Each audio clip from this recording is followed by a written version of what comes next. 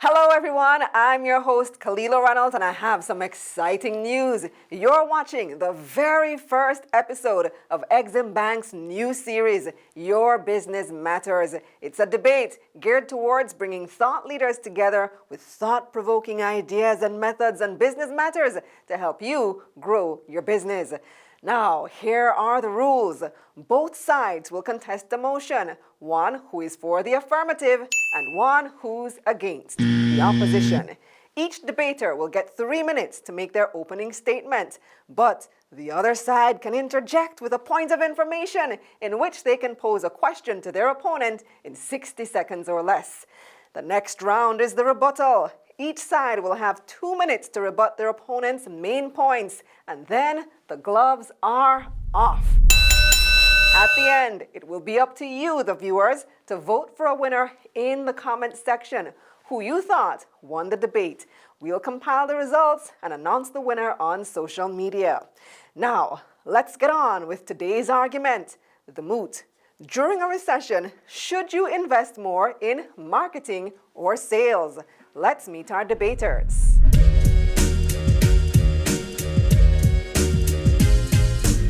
On this side, we have Team Marketing, Everod Wilson. He's Commercial Director at Rainforest Caribbean. And on this side, it's Duane Lue-Fong, Executive Chairman of TGL Group. And these gentlemen came ready. Duane has his notes. Everod has like 2 typing sheet, 3 typing sheet full of notes. It's David versus Goliath. But who will be David? Everod, you're up first. Why is marketing more important than sales in a recession? Thanks for having me, Kalila. What comes first, the chicken or the egg? That's a conversation. In a recession, it's not doom or gloom, but marketing plays a vital role in paving the way for what we'd consider the value-added proposition for the consumer. Everything is going to contract in the market, but if you then now lead with sales, it perhaps will become a more price-driven competition. Price is a chase to the bottom line. And what happens there? You get thinning margins, you get loss of profits. In the 2009 recession, which was the most recent recession caused by financial fallout, in a Harvard Business Review article, when they segment the businesses, there's only 2 consumer segments that really basically are slam on the brakes. They had to kind of pivot because they couldn't afford it. But in a recession, basically marketing should market upstream. So those who have the disposable income is where marketing should really reside. And that's where we should put our focus.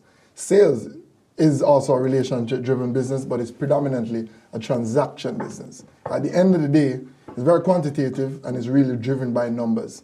Marketing is more emotive. It's all about how you make people feel. It's empathy. And people want to feel good, safe, in order to purchase more of your products. Well, Duane is Team Sales. Let me hear your opening remarks. Everett, what was the title again? Commercial Director. It's all encompassed. Okay, thank you very much. Sales or is marketing?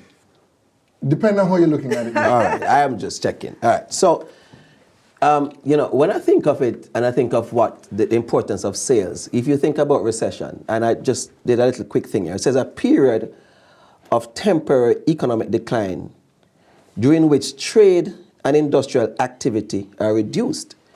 If you think about the word activity, everything rises and falls on activity when it comes down to what we call corporate. So if you're talking about sales, nothing happens until a sale takes place. And every time I think about that, when people are asking me, Duane, what is more important? Is it marketing or is it sales? And guys, I want you to start thinking now. Just kind of put on your cap. Marketing gets the product known. Marketing is almost like, if anybody here is married, we call it the AIDA effect. So we have what we call AIDA. AIDA is a process. First is attention. You have to get attention. So we understand what it's like to get products known, to get visibility. However, there's 3 other aspects to it. Interest, desire, and action. And if you do not get people stimulated in terms of being interested in the product, if you do not have a way to what we call pull desire out, then you have to take what we call swift and massive action. If you look at what COVID did and that temper we call recession, if you ask me, Duane, what happened? Why is it that, the sectors like the financial sector experience what we call a fallback or a clawback? TGL, which is my organization, we did extremely well during COVID. Why? Because every person that was in charge of sales came to us and said, Duane, we need help. Marketing cannot help us, because what we find is that the psychological effect of COVID is that people were holding back. They did not want to invest. People are now holding their savings.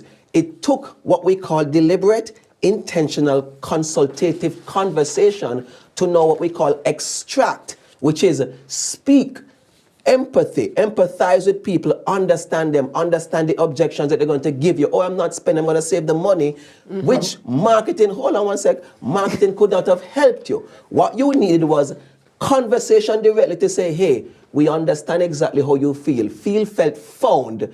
And when you get that, people will release.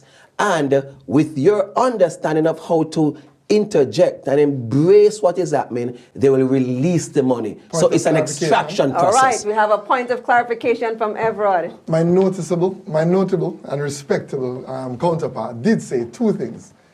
Empathy, what is that? That is marketing.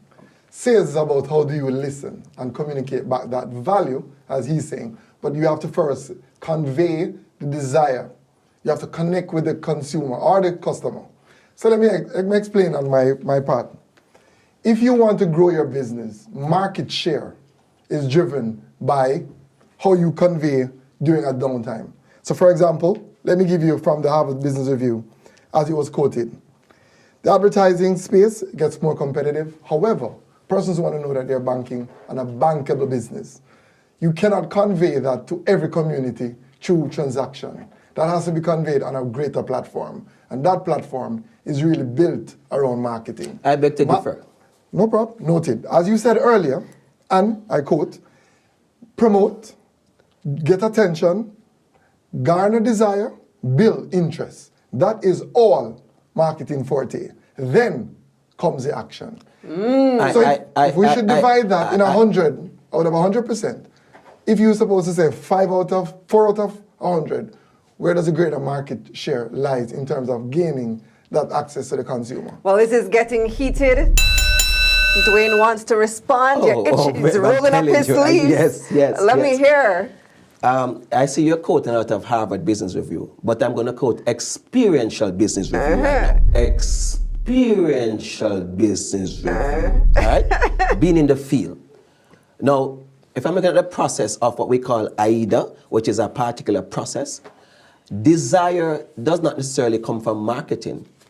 I can, during a particular conversation, so let's say you meet your potential wife. I'm just using that process, okay. All right? And if you meet your potential wife, my brother, if you're using a principle of sale, because life is selling, and we're always selling, am I right? Because to sell is human. Naturally. Fantastic. So if I use first attention, hey, I got your attention. Not just that way too. I may have to be in a nice suit, looking good, well groomed, look properly. But don't forget first, your cologne. I remember last time you were here. You understand me? So think about it. So I'm getting attention. That's important. So isn't that marketing, no? That's where marketing takes place. A, and the rest is done. So A, attention, visibility.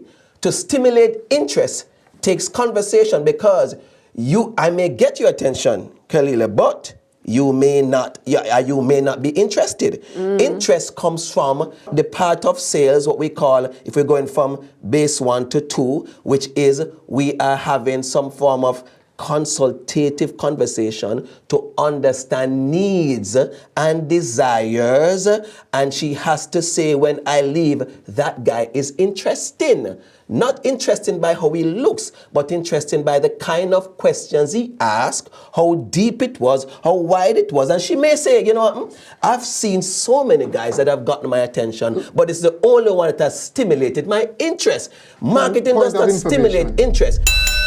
Let's give Everod a chance to respond. And it doesn't stimulate desire either. Point of information. Because to get desire is a different, complete conversation, which includes quantification and qualification. All right, come on. Everod, jump in. Point of information. Yes. If you are in any business, yes, what is it that persons convey their feeling with? How you do what? Their basic service needs met, right? Correct. Continue. All right. Let's look at it from this angle. If you invest in customer service reps, that's marketing. If you invest in new business Location. That is marketing. So for example, let's look at Apple in a downturn. Do they cut stores like Circuit City, or do they double down and increase more outlet to drive that service? They increase outlet. Let's take Rainforest Seafoods.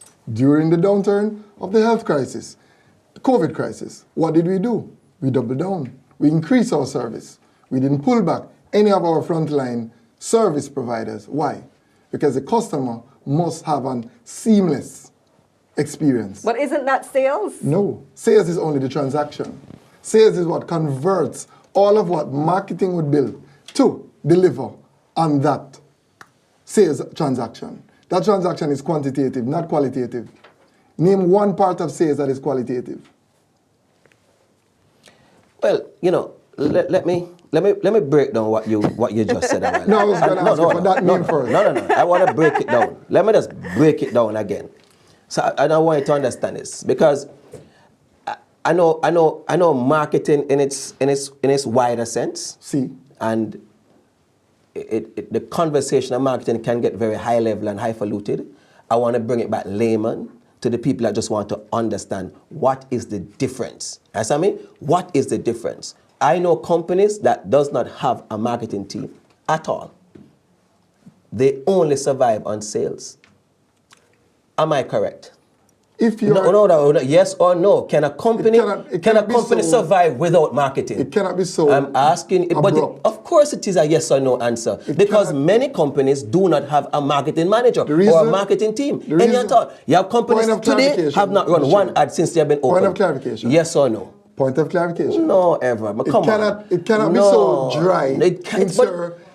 But it has to be though. It depends because on where you are in the development cycle. Facts. It depends on where you are in the development cycle. Can I ask you a Are you a question? product or are you a brand? Hashtag facts. Are you a product or a brand? Hashtag facts. Yes. Like when somebody say, are you a boy or a girl? It depends. Are you a boy?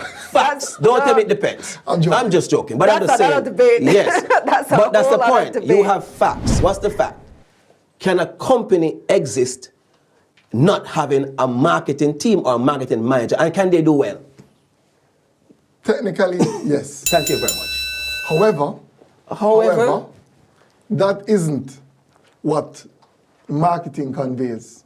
So what you're talking about is without a brand. If you're talking about a brand, for example, let's look at Mercedes. Do they ever cut and just driven on sales? It's all about how you market. How do you set sense of appeal? How do you get persons to come into it? But the conversation we're having here is not that marketing is not important. What we're trying to... Which one is more important is the question, especially during a recession. If there's a recession, you know what a recession, what is it? It's a decline. It's a pullback. It's people being in a particular state. And you're saying, well, I think I should market more. And I'm saying, no. What I want is hunters. I want people on the front line to go and do the fundamentals, to go and talk to people. You understand me? To get them out of because most recession, if not all, is usually more psychological. Fear. You know, I think it comes down to what your definition of marketing and sales is. Because I think, Duane, you're taking a very limited view of what marketing actually is. Because some of what you described, you know, going out and talking to people, that's marketing too. No, not in the way that we are describing what a marketing team does. Point of clarification. Yes. You cannot be so guys, narrow in your scope. Guys. All right. We are always marketing. Definitions. Let me ask for some definitions because we need to clarify what are we talking about. What is marketing? So marketing is how you generate qualified leads in order for the sales team to then convert them into business. That's how it basically in layman term is. Sales is on the back end. Sales is not lead. So what we're saying, in a recession, if you cannot get to people, if you cannot see everyone, how do you convey that experience? It's experiential brands. Whatever it is, whether it be technology, whether it be fast-moving consumer goods, it doesn't matter. It's the same thing. How do you get people into the community, online and offline? And what is sales? Because earlier, Everod said sales is just the transaction. I wouldn't necessarily say that. I'll say that sales is the process by which you sell a particular goods, products, or service to a customer, or you convey a particular value in exchange for money. How is that value conveyed? Huh? How is that value conveyed? That value can be conveyed several ways, including marketing. But me, So we're saying, we're not I'm saying myself, hold on, let me finish my point. Myself, individual as a person, could go to any one of the ladies here and sit down without any marketing gimmick, without them seeing an ad, and sell them a product by asking questions, understanding value. Now, what you said earlier is that, but Duane, isn't that marketing too? Yeah, but a part of me selling myself is marketing myself. We're not talking that type of marketing. And I think what you're doing, because we're always selling. But you But I gave the think example earlier about the future wife, when you met your future wife. Yes, I'm saying AIDA, which is attention. You always have to get attention. What is attention? If I am selling a product, by the way, if I call a prospect, however my 30-minute script is, like I call it my positioning statement. Whatever I say to you in that first 30 seconds must get your attention. That's what we mean by A. So you're saying only the 30 seconds is marketing? No, what I'm saying is that most times where most salespeople fail is that they take too long because you might hang the phone up and say, I don't have time for you. But if my conversation that 30 seconds is appealing enough, it's intriguing enough, you might say, tell me more. That is the A. Not necessarily. I was just using an example that you really have to get people's attention first before you can do the rest of the process. We need to wrap it up in just a few, so let me give Everod a chance. Let me give you an example here, Duane. Yes. Parties, events. Yes. Do you sell it or do you promote it? It is promoted. Promoted. Yes. Why is it promoted? Because it's not a direct product that you sell. Because some products... So here it is now, yes, as we were conveying before, that is in a recession. Yes. Which one is more important? The importance is not placed on if it's still value or valid in the chain. It is where it is more important. So some people have the scarcity mindset that they say either or. It's both. However, if you're going to get somewhere, as beautiful as your car is, without gas, the essential conveyor to convert into mobility, will you get there? Yeah, but I wouldn't use that as an analogy per se. My point is this. What I would say as a closer to this is, if we should really unpack this right, there are some industries and some product that marketing will take it a lot further than it would direct or conventional sales and selling.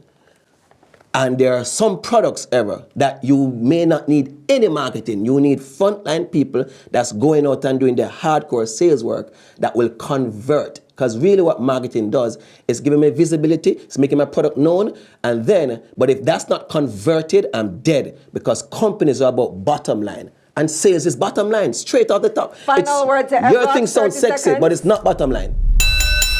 Marketing is bottom line. Nope. Let me convey why. As you restructure for the consumer-centric packages, yes, people don't buy. People are believing into something and they trust into it. Then they test, evaluate, and then they buy. So that buying cycle is at the end of the decision-making. Needs conversion. It's at the end of the decision-making. As you're saying, we're wrapping it up. Yes. So we're putting a proper spin on it, yeah. Proper frame on this conversation. As Kalila did ask us to discuss, is which do you see as more important? And we can see the back end or the front end. Why I convey the front end to be more important is because that's where true intrinsic value lies. Margins are created up front because persons no longer need to haggle on a price. So therefore, they already buy or bought into the experiential package. And that's where I think that's where marketers, our superior marketers, dominate. And that's where we have to leave it. This was a very heated debate. Which side do you come down on after hearing the points from both sides? Team marketing or team sales? Let us know in the comments below.